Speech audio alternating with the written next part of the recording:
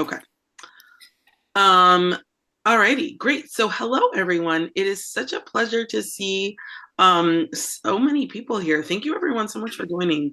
I know that it's a nice time that I assume everyone here, and you could share if not, has been stuck inside already for coming up on 48 hours. So it's really nice to have an opportunity to study together. And I wanted to thank Rabbi Hertzfeld and others here for making this happen. This started as a group that we were, oh gosh, of course, why is someone calling me? I don't know. That we were meeting before Zoom. Before COVID, and then switched to Zoom, and we've just kept going, and managed also to meet while I was in Nairobi, but then I'm now back in DC and teaching high school Talmud at JDS, and it's just been difficult to find a time, and so I'm grateful to all of you for pushing me to make this happen, and of course, thank you everyone for attending. Just a quick word about the way that traditionally we've done this. When we get to the text, I will put it on the screen. I'll share my screen so that everyone can see. But also, as I wrote in my messages, I really encourage everyone to bring, if you have a translation of your own, especially with commentary, we like to share. And so that we can all just participate. It's really a discussion more than just, a frontal class and we'll do it for about 45 minutes. So today I have my, folks may have seen these before, the Mosada Rav Kook introduction and then translation of the book but into Hebrew. Not translation really so much as commentary and explanation. So that's what I have with me today, and I hope that folks have others. I just wanted to do a few minutes of background before we start. So I said this class is on Treyasar. So what does that mean? Treyasar literally means 12. And it refers to the 12 we translate them as the 12 minor prophets. What they are the 12 books of the prophets that are fairly short. Some are extremely short, like one chapter, and others, like Hoshea, are 14 chapters, but a lot of the chapters of Hoshea are short. And so the Gemara says that why are they combined into what we call the Treyasar? Because they're all very short and they would get lost on their own. And I was actually listening to Rabbi Alex Israel, who's a big dude, I guess, in the field of Tanakh study. He lives in Israel. He was giving the intro to the Treyasar, so I was listening to his shir, and he pointed out that they would write things on scrolls. So if you imagine a scroll with just one chapter written on that, sitting, next to a scroll of Esther and then of Tehillim and all these really long books, it makes sense that you want to combine all of these short scrolls into the Treyasar, because if not, you could just lose them, right, if they're written individually. And so if you make them one big scroll, then it can literally hold weight with the rest of the group. And so that's what we have of the Treyasar. Now, the Treyasar are not, some of them may be less familiar to us, some of them may be more familiar to us, like Sefer Yonah, the book of Jonah, is one of the Treyasar. And so they are organized, they're organized together because of their length and not necessarily chronologically. So some of us together have studied Isaiah, then we studied Yirmiyahu, Jeremiah, but now the Treyasar, even though we skipped Yechezkel, we skipped Ezekiel, so we'll have to apologize. I didn't want to start with like a 50 chapter esoteric prophecy book. I wanted to switch it up a little bit. So we'll send our apologies to Ezekiel. And so then we get here, but it doesn't mean that we're moving, forward in time. We're actually now moving backwards in time. Hoshea is during the time when the Northern Kingdom is still active. And still, happening.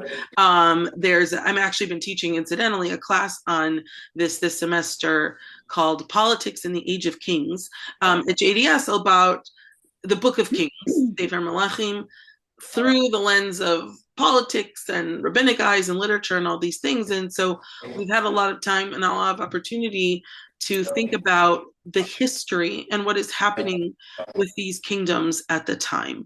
So the time that we are coming in is in the 700s BC. What's happening at this time? There are, by the way, I'm always looking. One day, someone will make like beautiful, simple timeline representations of the different books of Tanakh and different things that are, I don't know, just everything. I'm always looking so hard. It's hard to find timelines. I found one that was taken from a Koran, but the image was really grainy and hard to see. So I'm curious also, one of the reasons I asked folks to bring your own books if you could is because I wanted to see what timelines, if anyone's book has a good timeline in it. But that said, Hoshea, so we're now moving back, like I said, to the 700s BC. What's happening at this time?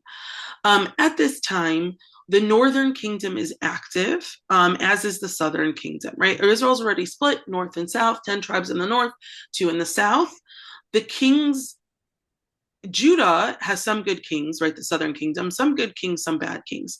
The north, Israel, the 10 tribes, those are basically all bad kings. And in fact, the text often says like this king was bad, and not only was he bad, he was worse than everyone who came before. He's kind of, worse than anyone could have imagined. And so that's happening at this time. So God is actually sending multiple prophets to the northern kingdom to try to whip them into shape, because the sins are so rampant at this time. But we'll also see that the kingdom is still active, right? I mean, one of the great challenges is that reality for during this time doesn't necessarily correspond to what the theology dictates the reality should be. In other words, a kingdom could be sinning greatly, and even though God has said, hey, if you sin and you commit idolatry and you do all these bad things, I'm going to come and destroy you. Well, if life's actually going pretty well and you're flourishing, it's really hard to buy into that, right? Which is one of the reasons we need to have all of these Nevi'im, all of these prophets coming and yelling at everyone, because there's really isn't such a other reason, there isn't such a motive to actually stop doing anything. And so that's where Hoshea comes into the picture today. The last thing, but word of intro that I wanted to give about Hoshea specifically is that we'll see that the image, the metaphor that is used in the book of Hoshea to describe the relationship, the bad relationship between the Jewish people and God, is one of an adulterous wife, right? Israel is the woman who is cheating on God, her husband.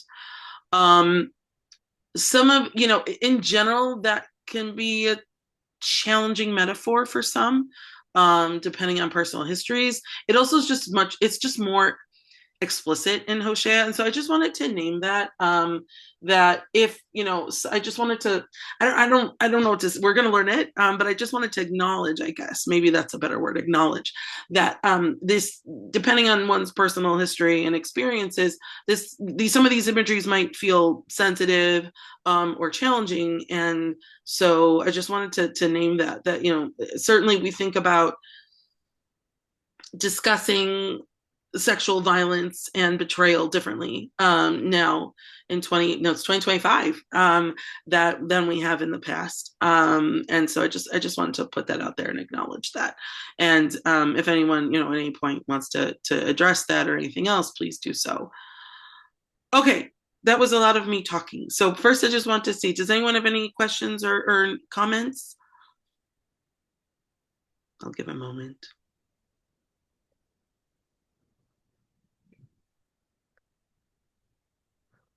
Okay. All right. So we'll get started with the first chapter.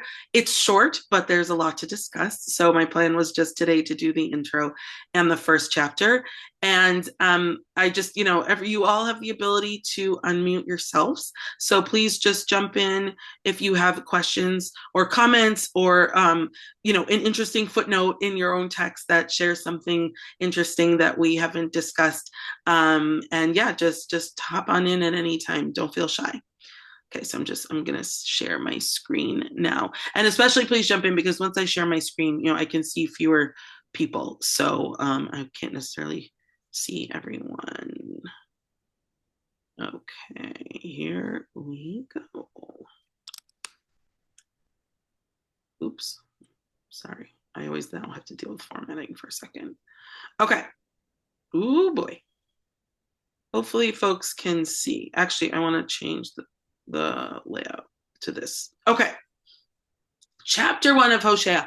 There are a few different translations available, by the way, on on Safaria.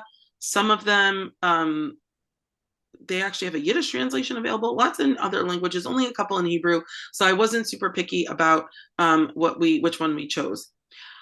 Okay, so we open the book. Dvar Hashem asher haya el Hoshea ben Be'eri b'mei Uzziah Yotam Achaz Yizkiah Malchei Yehuda uv'mei Yeravam ben Yoash melech Yisrael. So the word of God that came to Hoshea, son of Be'eri, in the reigns of King Uzziah, Yotam, Achaz, and Chizkiah of Judah, and in the reign of Yeravam ben Yoash melech Yisrael. So what do we get just from this first verse? Well, there's no prior introduction to Hoshea, right? Hoshea is just introduced to us as Hoshea ben Be'eri. That's the only thing we know about him. A name that I think maybe a year and a half ago, we would have just blown right by. But of course, we look at this now and we say Hoshea ben Be'eri, right? That's the name of one of the kibbutzim that was so horrifically attacked on October 7th. I looked into the history of that a little bit because I wanted to see what the connection might be. And Kibbutz Be'eri was named after a writer. Of course, I forget his actual name, but his pen name that he went by was Be'eri. And just all I saw was it was as a biblical name. So I assume it's all connected to this name. So Hoshea is just introduced to us as Hoshea ben Be'eri. As this book points out, that means that probably Be'eri, at the very least, is someone with status, because if that's all the introduction you need, then it means that the person's name is already a household name. So that's what Hoshea is, the person who's going to be communicating the message to us. B'mei Uzziah. Now, we have the names of 4 kings in Judah and only 1 king in Israel, right? So as we said, these are a separate parallel kingdoms. We now know that it takes 4 kings for the time of 1 king, 4 kings in Judah, or for the time of 1 king in Israel, which indicates stability in the north and probably instability in the south, where we have 4 kings, boom, boom, boom, boom, boom. So yes, but of course, stability in the north, because it's a bad kingdom, stability means idolatry is rampant, because they're already an idolatrous people, and when things are going well, you're probably going to be even more idolatrous than you would be otherwise, because things are going well. So why not? Okay, I'm sorry. I'm just trying to move this over so I can see a few more cameras here. I think I did this a bit better for myself. So just give me one moment. All right. Okay. So, Tchilat diber Hashem beHoshea. Vayomer Hashem el Hoshea. Lech kach lecha eshet zinunim ve'yaldei zinunim ki zanot tiznei haaretz me'acharei Hashem. Whoa, here is God's commandment to Hoshea. When God first spoke to Hoshea, God said to Hoshea, go get yourself a wife of whoredom and children of whoredom, for the land will stray from following God. So let's break this down. This is just how God opens up, right? Go find yourself a wife. Now the Hebrew is Eshet Zinuni. Now if we count, we see this word zonah 4 times in this one pasuk, right? So zonah we think of as a whore, prostitute, whichever word we want to use for this. What the commentaries point out, and I especially, if anyone has a book in front of them and you have comments on this word, please share, because I'd love to hear what other books say. The commentaries point out that Eshet Zinunim is worded specifically to show that this is something different than a zonah. In other words, a zonah as the noun would be a whore, a harlot, whatever word we want to use. But it doesn't say that as a noun. It says a woman of whoredom, right? So what does it mean to say Isha Zinunim versus a zonah? Well, so what a lot of the commentaries say is what that means is then that the woman is someone who this isn't her profession, but this is a woman who has cheated on her husbands in the past, husbands in the past, right? Someone who is engaged in adultery, but she isn't necessarily, this is her actual identity. Does anyone have any other comments or additional comments in your versions of what this means?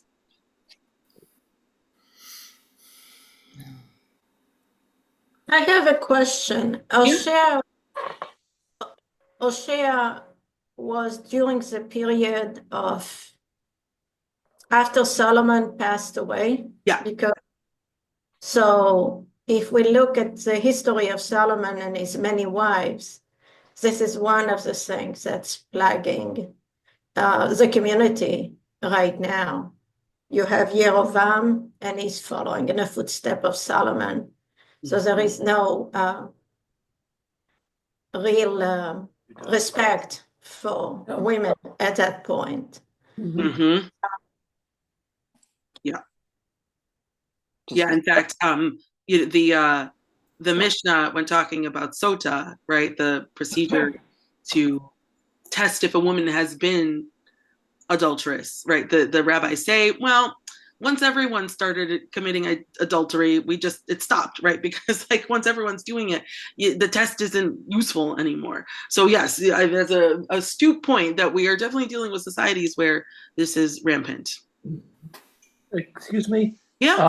I don't know Hebrew, but in English, a woman of whoredom to me sounds like the offspring of an adulterous relationship as opposed to an adulteress herself. Interesting. Does the Hebrew it all work that way? No, because then I think it would probably be like Batsinunim, but in fact, that point is what some people argue is what we refer to with the Yaldei Zinunim, right? The children of whoredom. So children also who are products of relationships where their mothers were whores. I don't know. Get yourself children of whoredom. He's talking about adopting children as opposed to having children with the adulterous wife. Well, so there's a debate. I mean, there are different interpretations of what this means. Is it that this is just take yourself a wife of whoredom and her kids, right? Or is this take a wife who's fooled around and also children of whores, right? Because those children were ostracized, they were not respected, like children of marriages were. So right, yeah. So so there's a question if those are two different things or not. Okay, and then just one other question. Do we know which kingdom Hosea is from? He's preaching to the north, but we didn't know if we know if he's a northerner or it could be a southerner, a foreigner who comes up there to tell them what to do. I think it's understood that he's from the north, I believe. Okay, because I couldn't find that anywhere in the text. Yeah, no, that's what the introduction is like to him. It's oddly sparse. Okay. I think he's preaching to both, because if he's identifying the king of the north and the other king, the king of Judah, that's why there is a list. I can't see the text because. Oh yeah, here I can pop back up. Yeah, so before that, so he was in the time of Yotam Achaz Yechizkiyahu Melech Malchei Yehuda, or B'mei Yerovam Yoash Melech. They identifying both kings, right? So it's a country of the state at that point split already. Yes, definitely split. Yeah. I was wondering if it was referring to where he should go to seek a wife. In other words, if the North was so bad, and they were committing so many sins and adultery was rampant in the North, Hashem is telling Hosea, go and get yourself a wife from the North. Meaning all women up there would be, oh, interesting. I don't think it's understood that way, but certainly if anyone has comments that say that, that's interesting. I hadn't heard that, but that could also be an interesting idea that anyone from the North automatically is considered that way. Look, this is a bizarre charge to a prophet, right? To go do this. And we'll see that the commentaries then debate, like, what on earth why is this real? Let's look a little bit more at what the rest of the charge is. And let's, I'm sorry. Because it just gets crazier. Yes, Sam. So is it possible that an Eshed Zununim is a child, basically a bastard? Right. So I think how it's understood is that it is a woman who herself is engaged in these activities, and then either her children, that she herself has been, it's not just that she's a product of those acts, that she herself is engaged in them. Okay. But it's interesting that two of you have asked that question, because I didn't think of it that way. So this is why we all bring our own books, so that we can put our minds together and see if we can find anyone who says that. Okay, so take this woman and either her children or children, other children who are children of prostitutes. Kizanot tiznei haaretz me'acharei Hashem. Why? Because the land, not the people, but the land has strayed from God, right? But the same word is used. Zanot tiznei.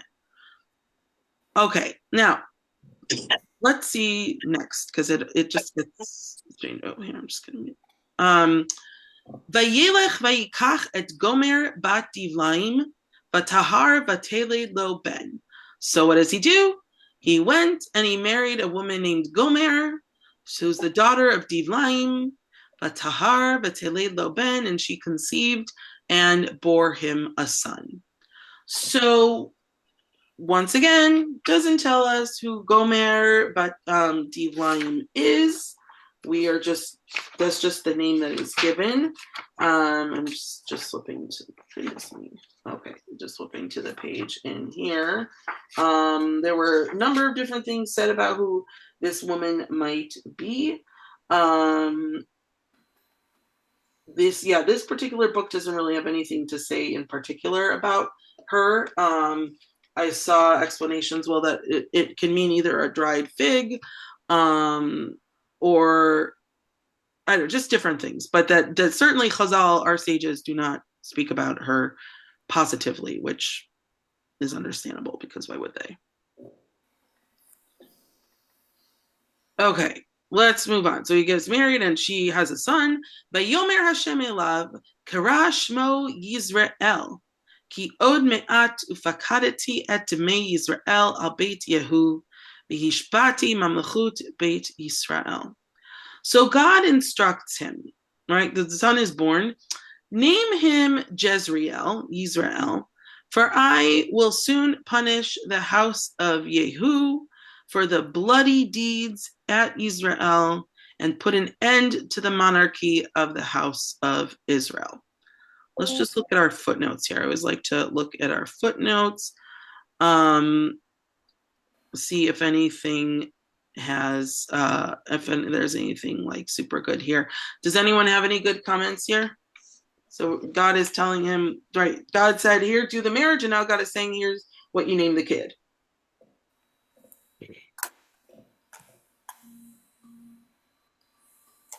Question. Does the name Jezreel has a meaning? Right. So it's interesting, right? Especially as compared to the future names we'll see in a moment. This commentary says, Ikar inyano shel Hashem hu ha'el Yizra. That the essence of this name, meaning the root of it, is that God will plant, right, will give seed. Behu latova, right? And that's actually a good name. And then also points out that there are different people who say different things. Like the Targum Yonatan says it actually isn't from the word zera, seed, but it's from the word zruyim, which means scattered, right? God will scatter Israel. So it could be good, it could be bad. This verse is a little cryptic in that sense. Does anyone else have any good comments from your translations? Yeah, Janet. I'm just looking at the stone Chumash. Yeah. And Tanakh, and it says the name Jezreel has a double meaning. First, as the verse states, it refers to the valley in which Jeroboam's ancestor Yehu spilled considerable blood. See 2 Kings chapter 10. Although Yehu's killings mark the fulfillment of Elijah's prophecy against the house of Ahab and the destruction of the Baal worship, his motivation was not inspired by a desire to fulfill God's will. Rather, it was to intensify the calf worship. See 10:5 at Bethel, and Dan, according to Rashi. Second, the name Jezreel means seated by God and is a reference to the exile by which Israel will be strewn like sown seeds among the hostile nations. Mm-hmm. Okay, thank you. Anyone else? I have a comment, and I'm not printed anywhere. But just as I was reading this, it seemed to me that God is taking a more active role in what's to happen than with other prophets. Other prophets, he says, go to people and say this, and then I'll follow up with this. But here God is almost like, I can't be there in person to marry this kind of a woman, so I want you to go out and do it. You can be my proxy. And I think he's really getting frustrated. God's really getting frustrated, okay, with what's going on, because people aren't listening to him. They're not, making the sacrifices properly, not living in the right way. And he really wants to get in there and, have his little twist and things. And so he's appointing Hoshea to do all that for him. That's the way I seem to read it. Yeah, it's a lot. I think certainly we should all have that reaction of like, what? Usually, as you said, it's go speak to da. Now, those are often very dangerous missions. Go tell a bunch of people who will want to kill you afterwards for saying it. Go tell them they're doing bad things. Fine. This is go find a woman, and not just any woman, marry her, take in these kids, and have children with her. Yes. I'm actually really unresolved with how I feel about this. So the first thing I'll say is that, not surprisingly, some of the commentators say this was real. God literally meant go marry this woman, right, and have children with her. And other commentaries say, no, it's just a metaphor, right? That he wasn't actually intended to do this. Now, depending on which approach you take, it seems like we have to say that the reason God is saying this is because God wants to not teach Hoshea a lesson necessarily, but like show Hoshea how awful it feels to be in this situation, right? To have a wife who has strayed before. I don't fully grasp that though, just because if you're choosing someone as a Navi, as your prophet, presumably they're better than others and don't really need to actually live this out in order to grasp why it's bad. So I struggle. I've been like thinking a lot about this week in preparation for today, and I'm not. I haven't totally made peace with this. Ruth, I had the same feelings that you did about him. Am I right in thinking that the Talmud thought he was one of the greatest prophets? The Talmudic interpretation. Mm-hmm. Yeah, I believe. Yeah, I maybe possibly. I don't totally remember. Yeah. No, Yeah. So I was thinking about that because it doesn't make sense for God to tell him to do something like that. It's actually against Jewish law. But I was thinking maybe the objective was to try to reverse the trend of sin in this in Israel. Take a woman that is the result or has sinned in the past, marry her, make an honest woman out of her, and have a son. That's the only thing I can't think about conveying. So they still have the chance for teshuva if they reverse course. Oh, that's interesting. I just made this up, so No, but that's I don't okay. know. I didn't think about it like that. Yeah. That's very interesting. Does anyone have any, if you have a book in front of you, does anyone say that? I didn't see that approach yet. I don't know about that, but I was thinking that with Yonah, that Yonah had to be taught a lesson, but he was fleeing. He was refusing to carry out God's command. Right. That made some kind of a sense. Right. With this, I just felt very sorry for him. I know. And I don't think, just if you think about human psychology, how many of us would want to get on board with someone who comes in with orders on the assumption that we don't get it, right? Like, it's just not a good feeling. This is not a good way to start something, right? It's just, I would be quite annoyed at Hoshea. It also begs the question of timeline, right? Because then that's just, so he's got to marry her. They have to wait and have a child. I'm so sorry. And now we see also, well, here, so in verse 5, right? In that day, I will break the bow of Israel in the valley of Jezreel. Right, so that will be part of the end of the monarchy and the destruction. And now she has another child. Vatahar od v'teled bat. Vayomer lo krashma lo ruchama ki lo osif od arachem et Israel ki naso esalahem. So she conceives again, and now she has a daughter. And so God tells Hoshea, name her Lo Ruchama. Right? What does Lo Ruchama mean? No mercy. No mercy, right? Yeah, for I will no longer accept the house of Israel or pardon them. How is that? You're not. So that's not a nice name to give, right? So Yisrael, as we saw, like debatable.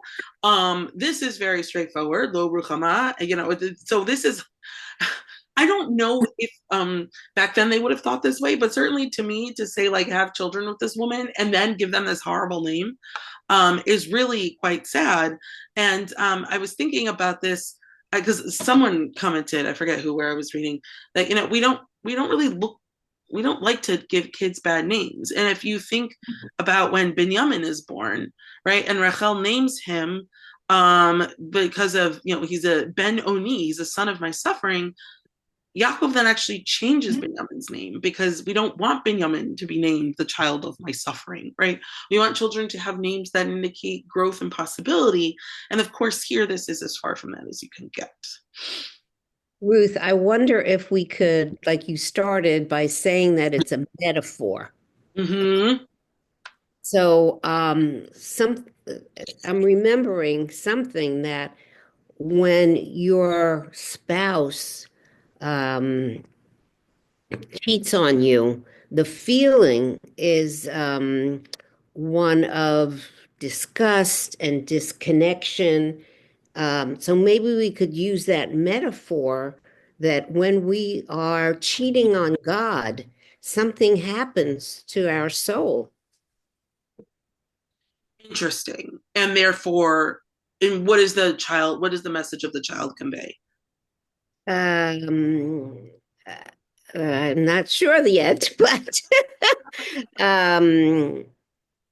when the bonds of husband and wife break down, there's no mercy. I'm just,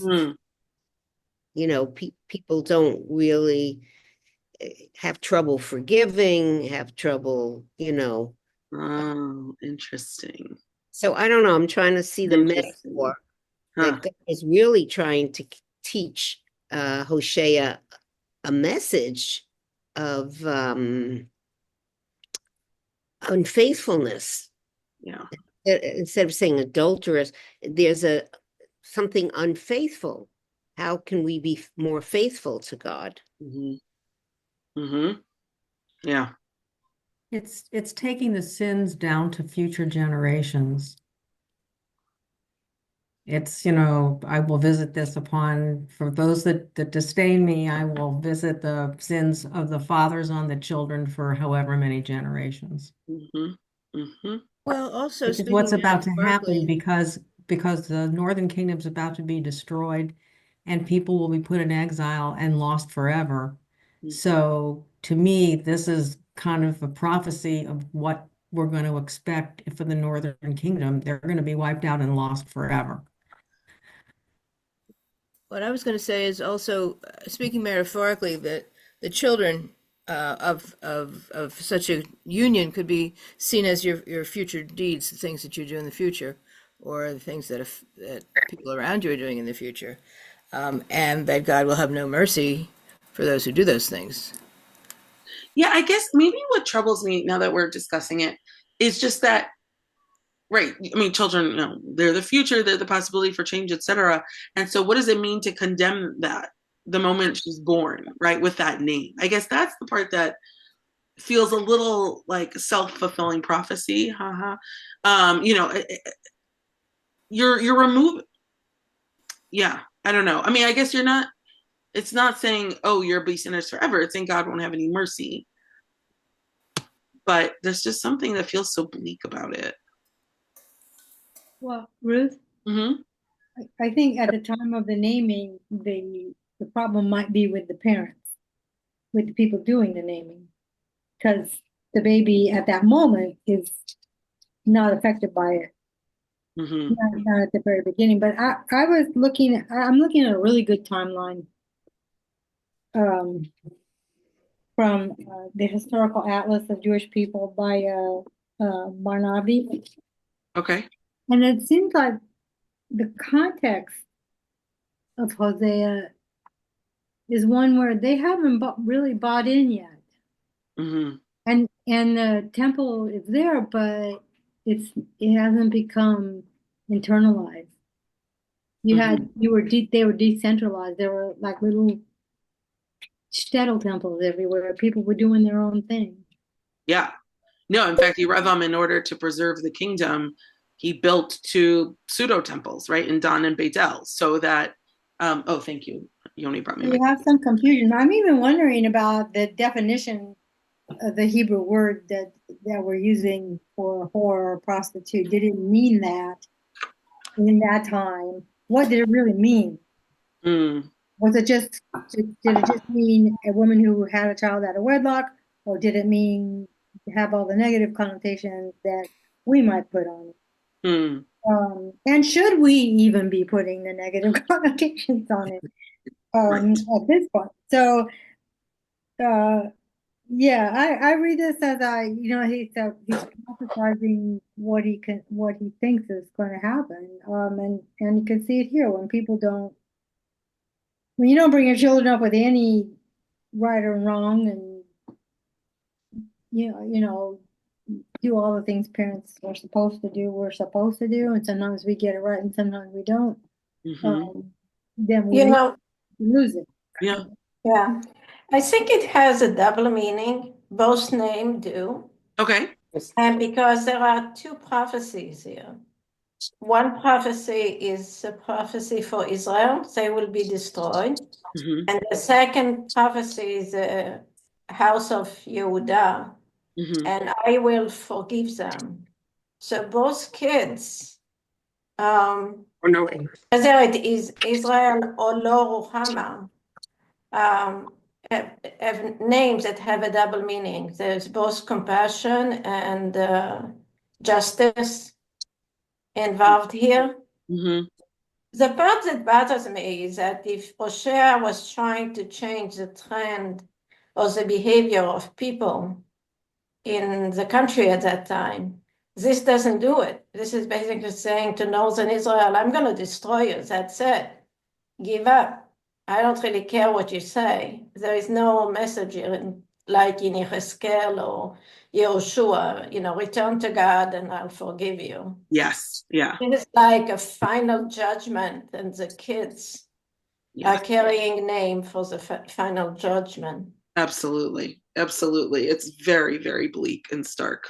Excuse me. Okay, I just have my eyes on the time, so let's just look at 7, which we see. We have one more comment. Oh, sorry. Go ahead.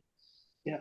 I'm having a little trouble here because Hosea has not yet begun his actual prophecy, unless this is out of order. Right. He's going to arrive to prophesy with a child named No Mercy. It's his child. And yes, his message to the people comes something. What they're going to see is a man who claims to be somewhat better because God speaks to him. And he himself, as a child, that says no mercy. It doesn't seem to relate well if he hasn't begun his prophecy yet. Yes, I agree. I'm totally with you. This chapter was like, okay, it's one approach. Yes, totally with you. Okay, so Beit Yehuda arachem v'hoshatim b'Hashem Eloheihem v'lo oshi'im b'keshet u'b'cherev u'b'milchama b'susim u'b'farashim. But I will accept the house of Judah, right, which of course we know historically is what happened, and I will give them victory through the eternal their God. I will not give them victory with bow and sword and battle by horses and riders. So just, side note, God's going to decimate the northern kingdom, but not the southern kingdom. Okay. Vatigmol et lo ruchama vatahar vateled ben. So after weaning lo ruchama, she conceived and bore a son. Let's see what his name is. Vayomer karashmo lo ami, ki atem lo ami, vanochi lo ehiyeh lachem. And God said, name him Lo Ami, not my people, for you are not my people, and I will not be your God. Now that's how it's translated. We can see that God is in brackets. Va'anochi lo eheyeh lachem. Really, it's like saying, I will not be yours, right? I will not be for you. I guess maybe that isn't that different. Yeah. So that's our introduction. And this, all introduction, right? This takes years, especially I think it's interesting, that it specifies Vatigmol, right, after weaning Lo Ruchama. I don't know how frequently texts specify Vatigmol, but weaning certainly, by the time you get to the Talmud, is understood really as being a 2-year process. So this is something that's taking, minimum like 5 years to get started. And of course, producing children that, as we said, have these really bleak names, where you'll be destroyed, God won't have any mercy on you, and you're not my people. God is getting more and more frustrated in all this time with Hoshea and with the people. And this is where he's having a real hissy fit. I'm not going to be your people anymore. It's so uncharacteristic of the way we see Hashem anywhere else in the writings, I think. Yeah. I just see it as very anthropomorphically.